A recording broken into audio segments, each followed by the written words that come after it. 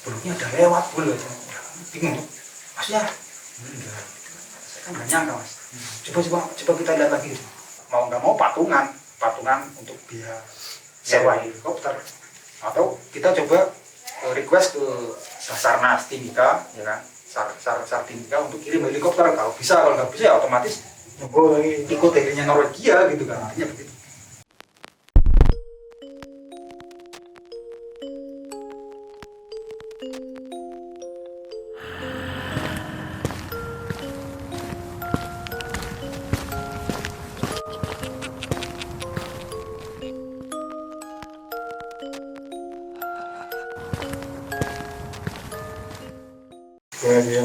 Monggo lanjut. Jadi itu selisih waktunya lumayan panjang mas. Yang ini 2003, yang ini sekitar 2017 kalau nggak salah. Ya, 2017. Jadi kebetulan saya memang ya sempat komunikasi dengan korban ya. Kondisinya sebentar, 2017 itu Mas lagi naik iseng sama teman-teman, ataukah Mas bawa tamu, ataukah gimana? Kalau bawa tamu mana, berapa orang rombongan Mas? Jadi kebetulan saya kan memang ada diajak teman senior kan dari Jakarta sana kan. Nah, mau disebut gak namanya? Nggak perlu. Saya tahu kayaknya. Iya. Jadi salam aja mas beliau. Jadi dia menghubungi saya, Kabul, saya ada tamu satu kan. Sebenarnya tamunya dia itu 3 mas, ada dari Amerika, terus kemudian Norwegia, sama satunya Jerman kalau nggak salah. Cuman menjelang hari H itu yang 2 orang ini nggak jadi, tinggal satu yang Norwegia itu. Oh, Amerika Jerman nggak jadi. Amerika Jermannya nggak jadi. Nah itu kan kita kan sudah memplannya kan pakai helikopter kan. Nah terus ya sudah, karena tamunya tinggal satu, sementara biaya itu kan besar. Akhirnya ini kita agak kerja bakti, ya nggak masalah bang, saya bilang begitu kan. Ya, cuman sekitar 2 minggu sebelumnya ini saya komunikasi sama korban. Jadi korban menghubungi saya, nanya harga untuk pendakian ke Karsten. Saya kasih harga sekian. Terus dia bilang, wah kok mahal ya. Oh ya sudah mas, maksudnya coba cari yang lain, saya bilang begitu kan. Nah tidak disangka Orang mana? orang Jakarta. Oh, oke. Orang Jakarta. Dia penggiat outdoor juga sih, dia punya toko besar juga. Nah tapi kebetulan saya pas di Timika waktu standby nunggu pemberangkatan, ketemu sama si korban ini. Nah, ketemu sama beliau, terus ngobrol. Awalnya dia nggak ngerti saya itu siapa kan. Dia bilang, mas, saya itu sebelumnya komunikasi sama Mas Balungom begitu kan. Tapi dia nggak ngerti ngobrol sama saya mas. Oh, lah masnya dikasih harga berapa? Mahal nih Balungom jualnya gitu kan. Nah terus lah masnya dikasih dia harga berapa? Sekian. Oh ya sudah, saya bilang begitu kan. Mas saya itu Balungom, saya bilang. Nah dia kan jadi gak enak sama saya kan. Udah, intinya nggak apa-apa lah. Nah terus kemudian, intinya terus saya persiapan mau naik, kita 1 malam di hotel, besok paginya kita ke bandara, terus geser pakai helikopter turun di Lembah Kuning. Lembah Kuning itu 4.300-an mas ketinggiannya. Nah waktu itu ya kita cerita sedikit tentang aklimatisasi mas ya. Oke. Nah karena dari ketinggian Timika sekitar 50 meter langsung ke 4.300 itu kalau orang yang belum terbiasa dan nggak ada proses aklimatisasi, AMS itu langsung AMS. AMS-nya itu bisa yang ringan, terus menengah sampai berat. Saya kena yang ringan mas, jadi saya pusing, nggak pusing sih, kayak orang bingung mas. Jadi saya kalau berdiri, jadi saya udah setting tenda kan, nyiapin rasanya pengen sujud aja. Iya, jadi saya duduk begini kan, ketika berdiri langsung rasanya kayak itu kayak ada yang ninggiin karung berapa kilo gitu. Disuruh sujud gitu ya. Saya duduk lagi, normal lagi gitu, berdiri pusing lagi. Nah terus seandainya saya mau ngambil korek, itu saya bingung mas. Begini kan, saya minta tolong sama teman saya juga, bang tolong ambilkan itu. Tapi saya nggak ngerti ini namanya apa. Oke. Iya kayak tuling gitu, padahal itu korek gitu kan. Jadi ingatnya lama gitu kan, terus kayak apa gelas apa sen itu lupa semua mas. Nah itu berlangsungnya agak lama itu, sekitaran hampir 3 jaman gitu. Nah tapi berangsur itu kita ini mulai bisa menyesuaikan, terus bisa berpikir jernih gitu. Nah udah, terus saya langsung aja mas ya. Nah kemudian hari berikutnya si tamu itu kita kondisikan untuk aklimatisasi menuju ke Lidah Es, terus kembali ke Lembah Kuning. Terus malam sekitar jam-jam 1 kita bangun persiapan summit. Terus naik ke atas kan, sampai ke summit, kita sampai ke summit, turun sampai ke Lembah Kuning sekitar jam berapa ya? Jam 3-an lah, jam 3 sore. Terus saya istirahat di tenda. Nah kemudian teman yang saya bilang tadi yang awalnya mau ikut, iya, yang awalnya saya itu baru datang. Oke, sore baru datang. Sore sekitar pukul 5 sorean lah. 5 sore ketemu sama beliau itu. Terus saya ngobrol sama guide-nya, kamu naik kapan rencananya? Nanti malam dulu gitu kan. Nanti malam gitu kan. Terus nggak istirahat dulu aja, saya bilang begitu kan. Wah nggak boleh nih, apa sudah direncanakan memang malam ini harus naik. Oh ya sudah. Nah terus udah saya tinggal mas, itu sekitar jam 7 malam saya masuk tenda kan, karena capek kan.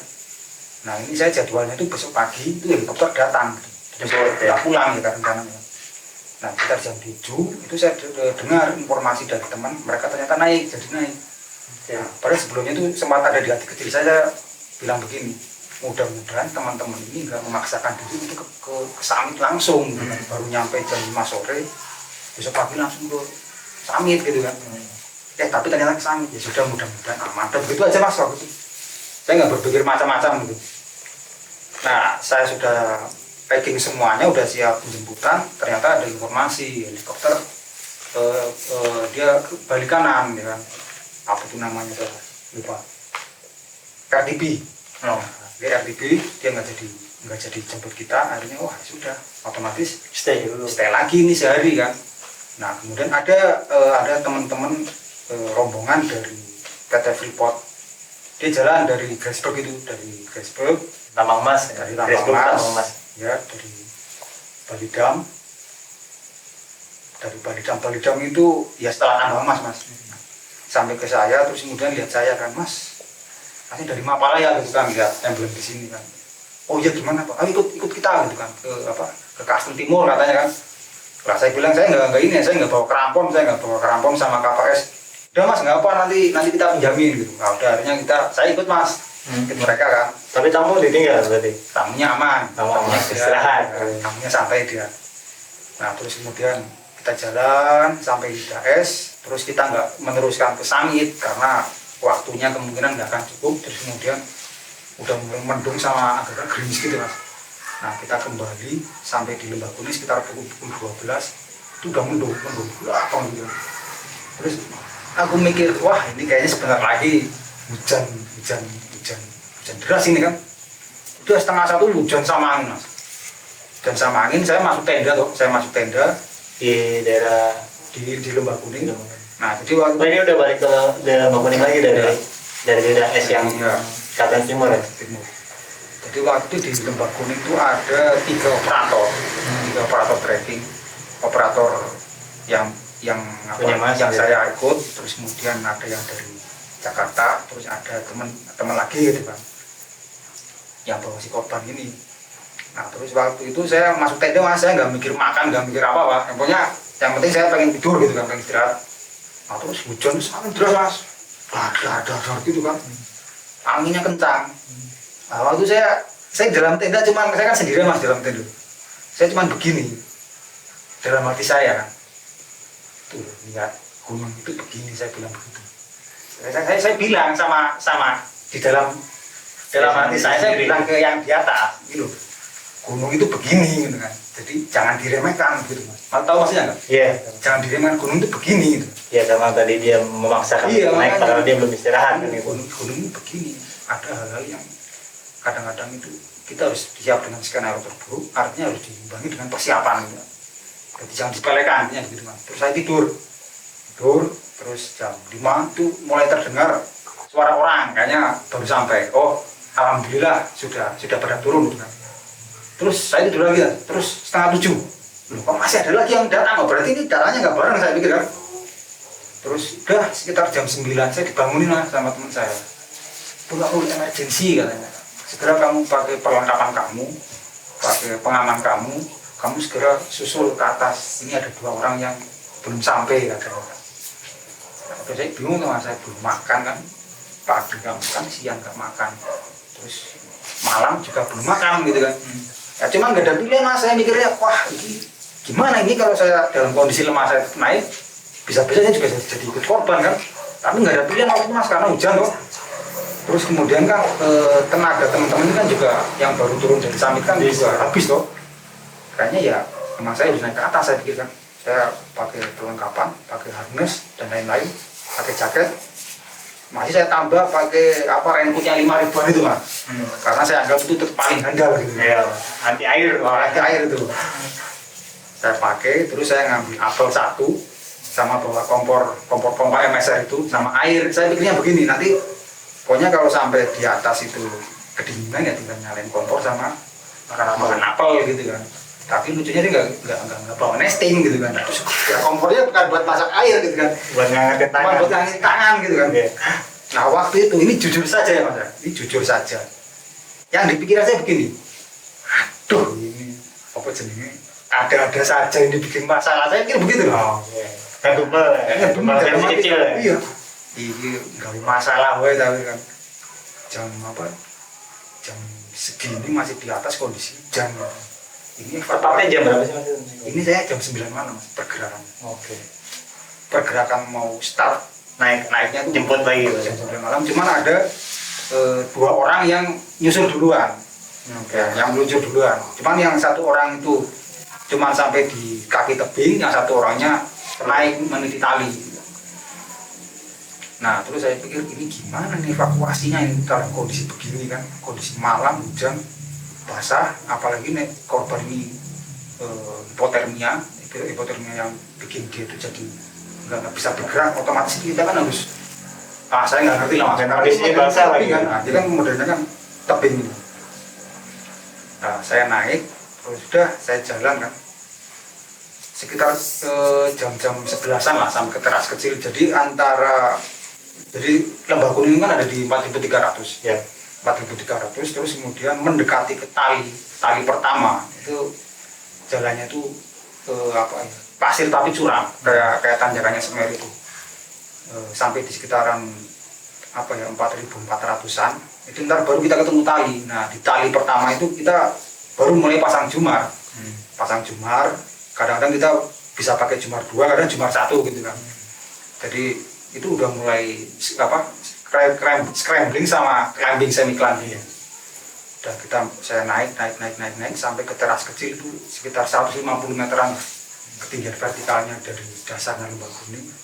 Ketemu sama temen ini Yang jemput pertama. Ya kan, sama guide-nya mas, guide-nya teman saya juga. Sama guide-nya saya tanya, ini yang ketinggalan siapa? Saya bilang si itu Bol. Saya bilang aja namanya Buluk, panggilannya Buluk. Nah saya kabul ya. Nah saya tanya Buluknya mana? Nah sampai di sana tuh si jenazah itu posisinya berbaring, ditutupin pakai jas hujan sama ditutupin sama depek gitu kan. Nah, terus saya nggak yakin ini antaranya mas sudah meninggal atau masih hidup, saya nggak yakin mas. Kita cek nadi-nadi itu memang sudah nggak ada. Terus di sini terus kemudian mata kita lihat pupilnya sudah melebar, terus kita kasih ini yang medis siapa namanya? CPR atau ngerti saya. Ya, pokoknya kita lakukan apa yang kita bisa gitu. Ada yang nyaut. Nah, tapi saya mungkin jadi di saat yang bersamaan saya sudah berpikir skenario terburuk untuk evakuasi. Ini kalaupun memang meninggal, ini nggak mungkin dievakuasi malam ini karena keterbatasan perlengkapan. Kita naik sini nggak bawa alat kan, pokoknya alatnya alat yang nempel di kita kan. Terus kemudian tali, karena di sana itu kan talinya kan tali sambungan mas, jadi setiap pitch dia pindah anchor. Tapi untuk evakuasi kan namanya kan pakai tali yang tanpa sambungan gitu kan. Ya buat vertical rescue lah ya. Dan itu juga nggak mungkin dipanggul begini karena medannya kan begini kan, harus pakai anchor lagi atasnya. Iya makanya waduh gimana ya, udah ini aja kita turun kita koordinasi sama teman-teman di bawah. Akhirnya itu udah pukul 11:30 malam. Terus kita turun sampai bawah rapat. Terus kesimpulannya udah pokoknya kita malam ini istirahat, memulihkan energi, udah nggak usah dipikir yang berat-berat. pokoknya ini sudah terjadi kan. Besok pagi sekitar pukul 5 atau setengah 6 kita naik lagi ke atas baru kita evakuasi untuk ibaratnya menggeser si korban ini bagaimana nanti kita pikirkan nantilah, apa kita mau minta bantuan dari tim Freeport lewat jalur darat. Tapi aku pikir bagaimana kalau lewat jalur darat masa dipanggul dengan medan begitu kan, paling ini kan helikopter. Nah helikopter otomatis kan yang memungkinkan helikopternya si Norwegia ini yang sebelumnya harusnya nyebut terus nggak jadi, Mas, belum jadi kan. Atau ya mau nggak mau patungan untuk biaya sewa helikopter, atau kita coba request ke Basarnas Timika ya kan, Sar Timika untuk kirim helikopter kalau bisa, kalau nggak bisa ya otomatis ikut helinya Norwegia gitu kan, artinya begitu. Udah akhirnya besok paginya kita naik, Mas, bawa tali 200 meter kalau nggak salah. Kebetulan ada yang bawa tali 200 meter, tali statis.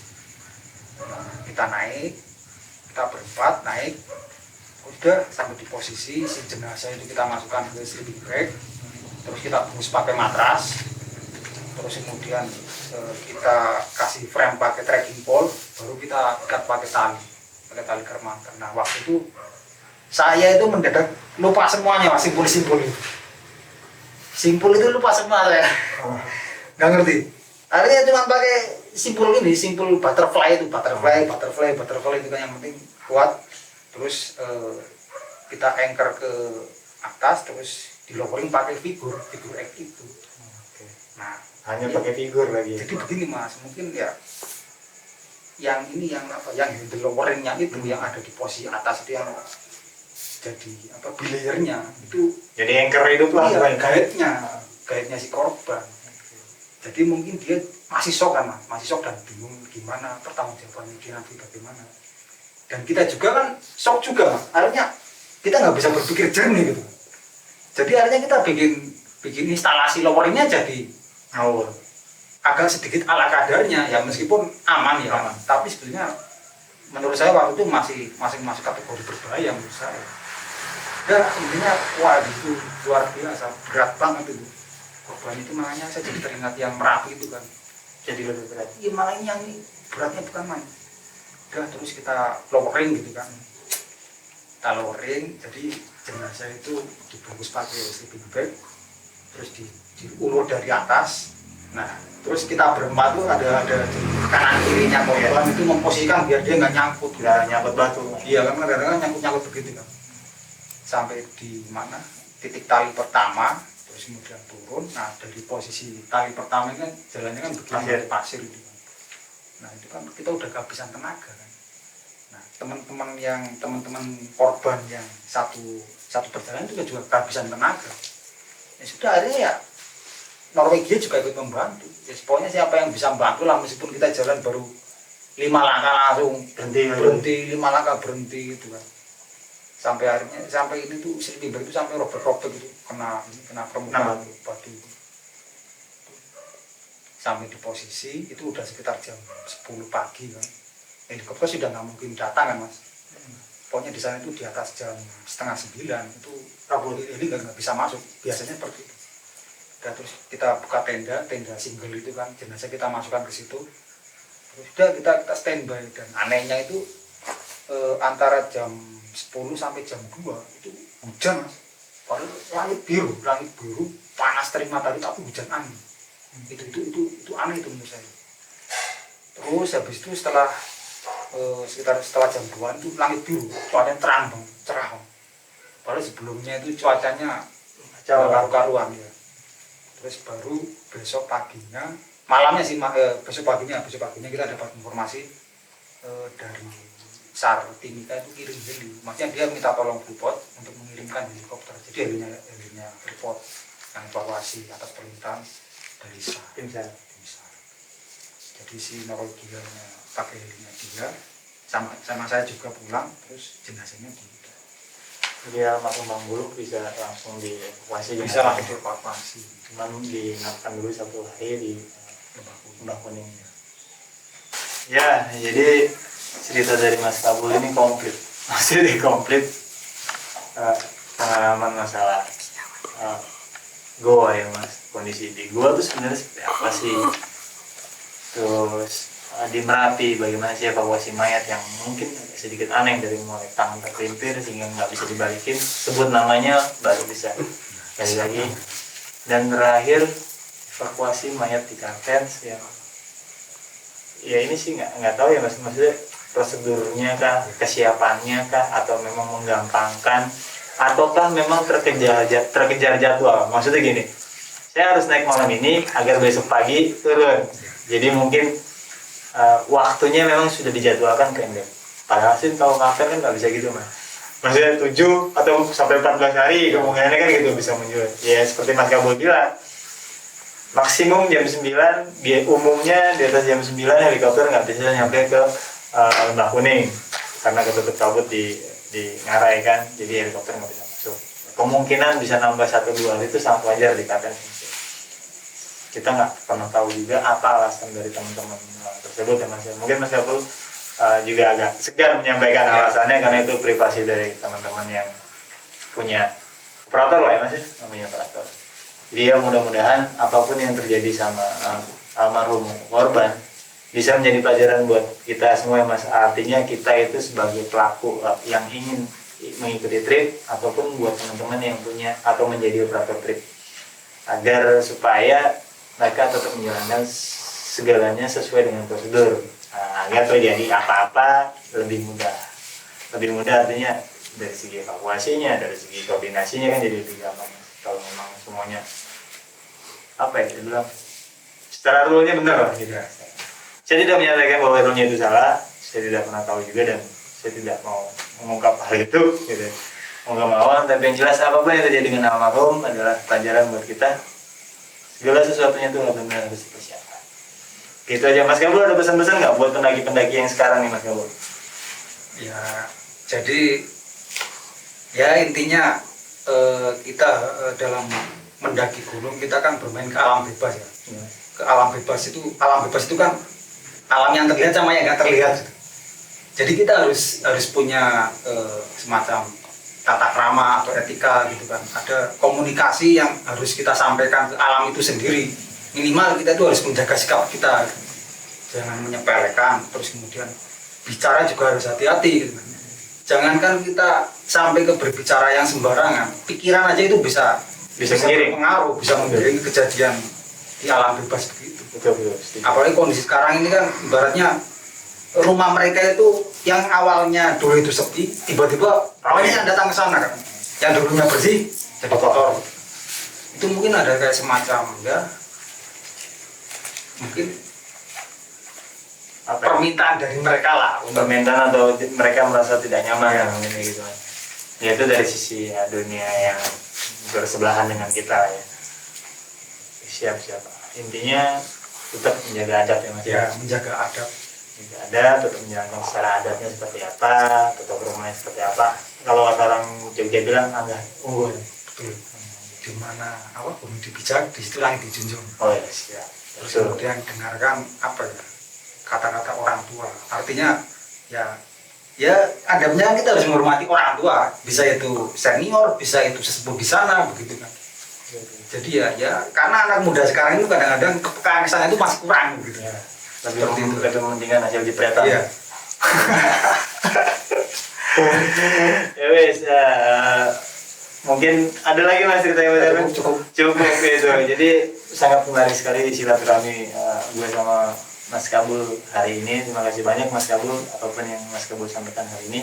Mudah-mudahan jadi bisa diambil manfaatnya sama saya pribadi tentunya dan teman-teman yang menonton cerita ini atau menonton video ini. Ya teman-teman, itu aja obrolan singkat atau panjang dari saya dan Mas Kabul. Mudah-mudahan teman-teman semua tidak lupa untuk subscribe, like, comment, and share video-video dari Sama Adventure jika kalian berkenan. Terima kasih dan semuanya yang telah mendukung kegiatan ekspedisi 30 Summit Sama Adventure pendakian Gunung Sabang. Oke, terima kasih banyak dan selalu santai. Assalamualaikum warahmatullahi wabarakatuh.